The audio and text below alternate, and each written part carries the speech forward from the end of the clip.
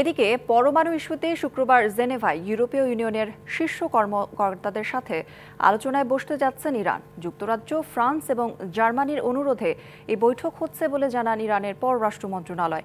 অন্যদিকে তীব্র সংঘর্ষের মধ্যেও আলোচনা চালিয়ে আসছে যুক্তরাষ্ট্রের ও ইরান। গত শুক্রবার ইরানে ইসরায়েলের হামলা চালানোর পর থেকেই নিজেদের মধ্যে ফোন আলাপ করেছেন মার্কিন বিশেষ দূত স্টিভ উইটকফ এবং ইরানের পররাষ্ট্রমন্ত্রী আব্বাস আরাকচি।